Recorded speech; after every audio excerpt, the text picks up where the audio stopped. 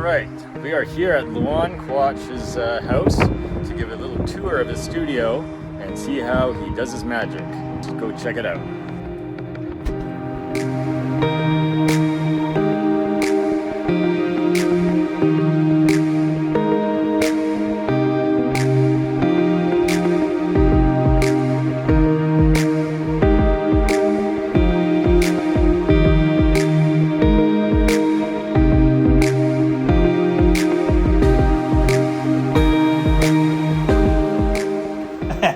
Here we are with Luan Quach, one of our best members in our society, who is here to give us a little tour of his studio and some insights on how he works. Luan, what do you have to say? Oh, thanks, Ian, for dropping by. And there are some guests all the way from Paris. Say hi. Hello. Hello. Yeah, and this is the place that I hide for hours and hours, almost every day, to do my painting. And you see the easel here. I came from oil painter, and I did charcoal, pastel, all that. So I get used to paint or draw while standing. So I can't see myself really sit down and do watercolor work. So I got this standing easel, and my studio is very simple. I got some pictures that inspire, recall some memories, how I did it in the past. I got a large monitor to check out my work, and also allow me to do some Zoom connection, right? And also here I got some of the display, right?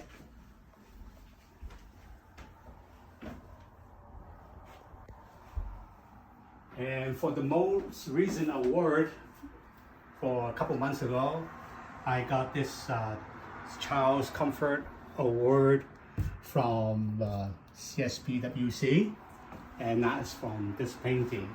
And the title of this painting is Beneath the Silence. And the way I organize these drawers, they are for my classes, right? So for example, I might as well take some example here to show you. So when I teach, I don't focus on having the students to deliver good painting in my class. I really want them to carry some knowledge with them as well for future if they need to further study or develop themselves. So one of the things that we need to do as instructor is to teach them how to see things, and that is the biggest hurdle, because we tend to see everything so detailed, because we get spoiled all this year with this high definition TV, right? Contrast ratio 10,000, 100,000 to 1, right? But in real life, as an artist like eyes, we need to see things in big shape. So many times we say, well, we squint our eyes, right? We squint our eyes is how we group the small things into big shape. And this is a process of how I develop them, right? So because for any scenery, there are so many colors, small things. And each color has its own tonal value on a gray scale, right? And this process here helps them to collapse all the mid-tone value, anywhere from 3, 4, 5, 6, 7.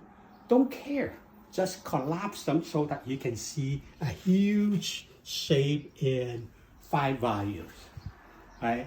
And this way, when you actually paint the mid-tone, you are brave, because this allows you to say, well, I don't care the little thing. I just have a broader brush stroke. It helps me to paint loose and free, right?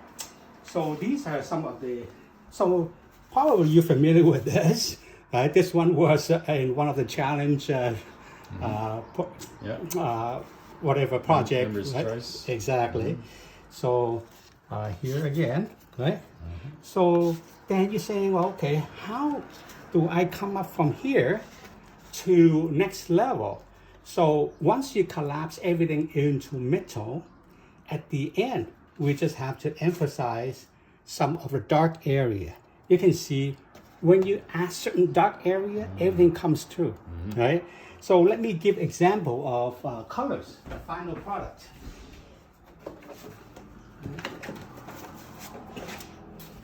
So this is later on we look at the most recent. So let's look at the fall, okay? The fall, it started off from here, okay? So again, we collapse all the metal from 3, 4, 5, 6, 7 value into 1, 5. And when we do the color, we do underpaint first, which is the sky or the light tone in this area.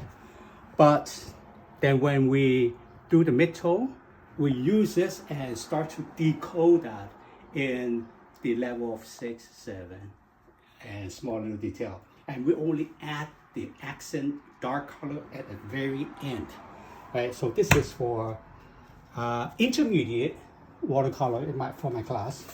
And this is one of the end sample for the class as well. Okay. Here you go. So many of you probably surprised because I tend to paint portrait. But now you see I also paint variety of subjects, still life and landscape. But it's part of, it's in me that I love portrait because it helps me to deliver, to express a story, emotion, and hope better. So something like this, for example, let me see the original black and white.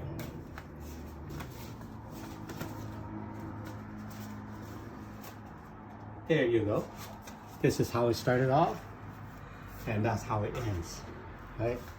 So as I said, the focus in my teaching is not just to paint, but to help them how to see things, because that's the first step.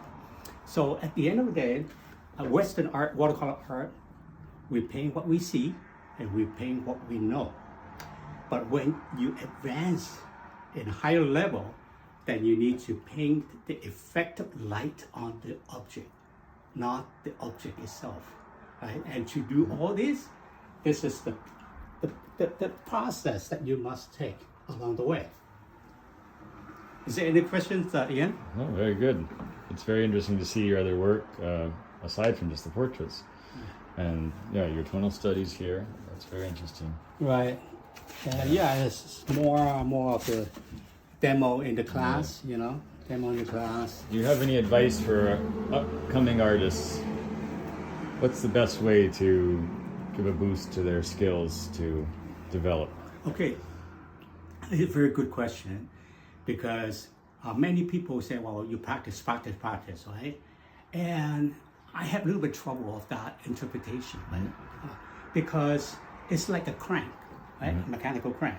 You crank really hard, boom, boom, boom, boom. But what if you crank the wrong crank to begin with? So don't drive the efficiency before you drive the effectiveness. Being effective is you need to know the 20% of the things that drive 80% results and focus on those, right? It's no sense to practice or spend all your time on the 80% of the trivial many and only deliver 20% of the results, right? So first of all, you need to identify the good mentor. There are so many mentors available on YouTube, TikTok, and everything, but not all are right or wrong. And I'm not here to judge anyone, but eventually as you develop your skills, you can tell right away which is right, which is wrong, right? So, but how do you know from the beginning though? Just look at the tier one, I'm talking tier one master artists out there as what you really want, and collect these master artists' art and trying to view it, trying to absorb it. You don't have to know, you just have to see, expand your view, your understanding, right? And this way you can differentiate what you like, what you're not liking, and you find the tutorial, find the instructors that lead you to that direction, right? Did I? It's very good. Yeah. Very good. There's example of that masterful work. Yeah. Very nice. And recently, if anybody noticed, I also have the QR code for my painting.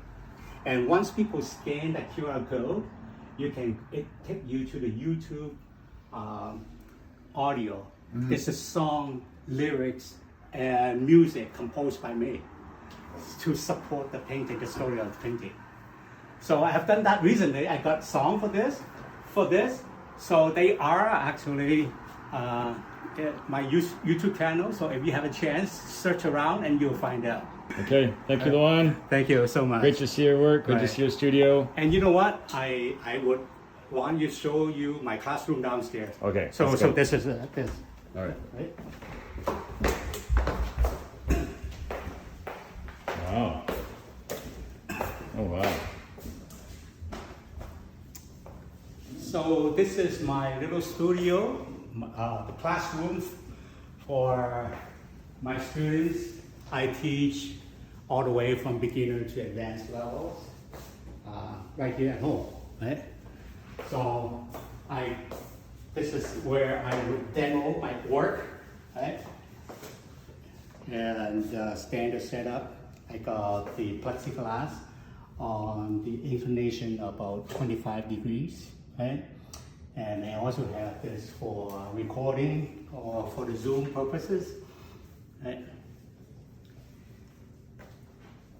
Yeah, and the chair. And this is a chair, the stool that I use. It rotates and it can change the height, right? Because as I mentioned, I like to paint while standing, but when it comes to very detailed process, then I have to sit down, but sit down with a very tall stool. All right. And little secret that probably our colleagues, friends don't know about me. I also play a little bit of drums, a little bit of cajon. Right? That's just my spare time. You're an When I artist. feel a little bit boring, or during the time waiting for the painting to dry, then that's the time that I give a little bit of a crazy, music. There are many dimensions to your artistry. Yeah. So it's nice little facility for teaching. Beautiful. Okay, thank you, Luan. Thank you. Thanks for dropping And by. we'll have the The artwork that still owe you, right? yeah, get that. Okay, we'll put Luan's contact details on the video at the end. Thank you for tuning in. And this tour of Luan's studio, check out his art. It's top tier, and we look forward to seeing more from him. Great man, great team.